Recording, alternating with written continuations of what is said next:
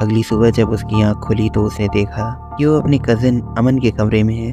उसके मामा और अमन दोनों ही उसके पास परेशान खड़े थे। सिया ने उठकर पूछा कि वो तो कल रात जंगल में ही थी, तो वो इस कमरे में कैसे आई। अमन ने घबराते हुए बताया कि वो उन्हें जंगल में बेहोश मिली थी। अमन ने पूछा क्या हुआ था वहाँ। सिया ने जवाब दिया, एक अजीब सी परछाई थी वहाँ उस जंगल में, जो मुझे अपनी चमकती हुई खौफनाक आंखों से घूरे जा रही थी। तभी सिया के मामा का ध्यान उसके गले पर गया। उन्होंने सिया से पूछा, तुम्हारा नेकलेस कहाँ है सिया। सिया ये देखकर दंग रह गई, क्योंकि अभी तक उसका ध्यान अपने खाली गले पर गया ही नहीं। उसने जवाब दिया, मुझे लगता है कि शायद मेरा नेकलेस जंगल में ही गिर गया। सिया के लिए वो नेकलेस काफ़ी इम्पोर्टेंट था, क्योंकि वो उसकी माँ की आखिरी निशानी थी।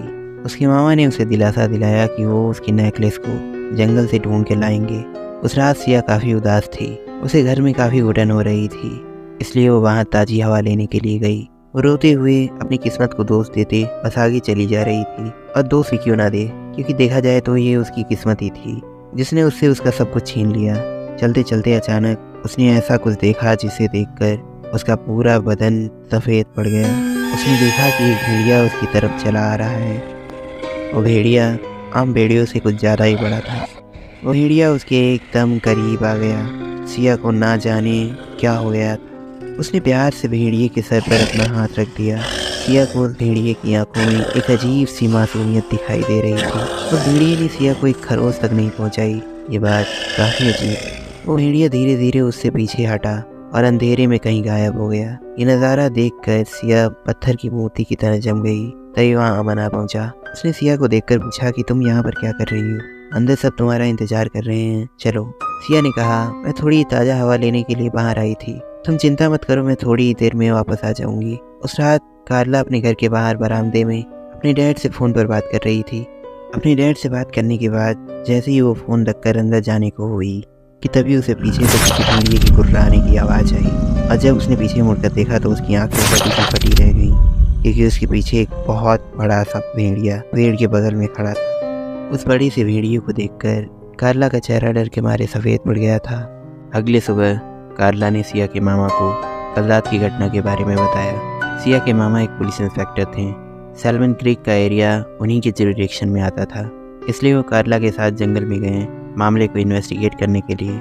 जंगल में कुछ दूर चलने पर उन्होंने खून से लथपथ एक हड्डियों का ढांचा देखा। उसे देखकर ऐसा लग रहा था कि उस जानवर को कुछ घंटे ही पहले मारकर खाया गया है, क्योंकि खून एकदम ताज़ा था। ये नज़ारा देखकर सिया के मामा के कान खड़े हो गए। अगले दिन जब सब स्कूल पहुंचे तो सिया के क्लास टीचर एलियान सर ने क्लास में एक अनाउंसमेंट किया कि भेड़ियों की बढ़ती दहशत को देखकर सरकार ने सॉल्मन क्रीक में कर्फ्यू का ऐलान किया है, और इसलिए अगले 5 दिन तक सारे स्कूल बंद रहेंगे। इसके बाद बाकी के क्लास टीचर्स ने भी अपनी अपनी क्लास में ये अनाउंसमेंट कर दिया।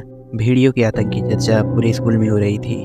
कार्ला ने सिया और शॉन को कल रात की सारी घटना बताई, जिसे सुनकर सिया को थोड़ा ताज्जुब हुआ, क्योंकि कार्ला ने जिस बड़े भेड़िए को देखा था वो वही भेड़िया उस रात सिया को भी दिखाई दिया था। उसी रात भेड़ियों के बारे में पढ़ने के लिए शॉन ने अपने कंप्यूटर पर कुछ पुराने आर्टिकल्स ढूंढना शुरू कर दिया।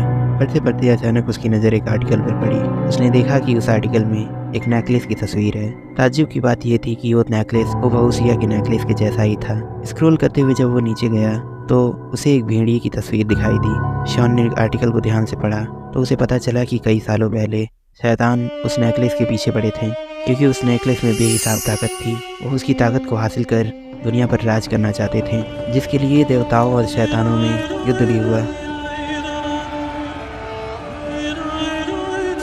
पर इस युद्ध में शैतानों को मुंह की खानी पड़ी।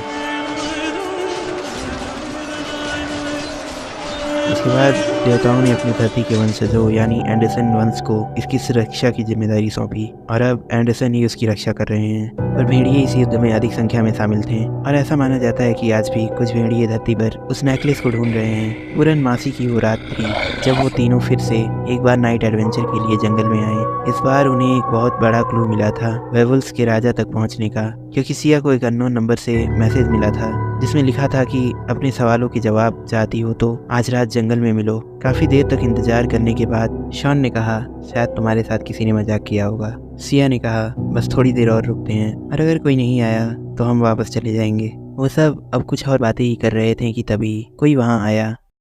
जब उन्होंने उसे देखा तो वो दंग रह गए, क्योंकि वो उनके क्लास टीचर एलियन सर थे। सिया के मन में बहुत सारे सवाल थे, पर उसने सारे सवालों को नज़रअंदाज करते हुए सिर्फ ये पूछा कि वेबुल्स का राजा कौन है। एलियन सर ने बताया कि वेबुल्स का राजा कोई और नहीं, दानिश ही है। ये सुनकर सिया के चेहरे का रंग ही उड़ गया। हिम्मत करके उसने अपना दूसरा सवाल पूछा कि उस रात पार्टी से लौटते वक्त जो परछाई उसे पेड़ के पीछे दिखाई दी थी वो कौन था। एलियन ने कहा, ऐसे अभी बहुत से राज हैं जो तुम्हारी माँ ने तुमसे छुपाया है। इस सवाल का जवाब सिर्फ वही दे सकती है। फिलहाल के लिए मैं बता दूं कि उसका नाम रोशन है। ये सारी बातें बताने के बाद वो वहाँ से चले गए। उनके जाने के बाद वो सब भी जंगल से निकल गए। घर आने के बाद सिया ने अपने मामा से कहा कि उसे अपनी माँ के बारे में सब कुछ जानना है। सब कुछ यानी सब कुछ। उन्होंने कहा, पर तुम आज अचानक ये सब क्यों पूछ रही हो? सिया ने उनकी बात को नज़रअंदाज करते हुए पूछा कि क्या मैं अपनी माँ की इकलौती संतान हूँ? पता नहीं क्या आया उसके मन में और उसने ये सवाल उनसे पूछ लिया। उन्होंने हिचकिचाते हुए जवाब दिया, हाँ, तुम अकेली ही हो अपनी माँ की बेटा। सिया समझ गई कि वो झूठ बोल रहे हैं। उसने कहा, आपको आपकी मरी बहन की कसम, मुझे सच बताइए। उन्होंने कहा, ठीक है, मैं बताता हूँ। तुमसे पहले तुम्हारी माँ ने 2 और बच्चों को जन्म दिया था। पहला बेटा जो कि पैदा होने के दिन से ही गायब हो गया। दूसरी एक बेटी थी जिसे उसने करीब 2 साल अपने पास पाला। वो तुमसे भी ज़्यादा शक्तिशाली थी। इसके बाद तुम्हारी माँ ने उसे न्यूयॉर्क भेज दिया क्योंकि ये जगह उसके लिए सुरक्षित नहीं थी। पर तुम्हारे जन्म के बाद उसने तुम्हें अपनी जान से ज़्यादा प्यार किया, इसलिए उसने अपनी कुर्बानी देकर तुम्हें बचाया।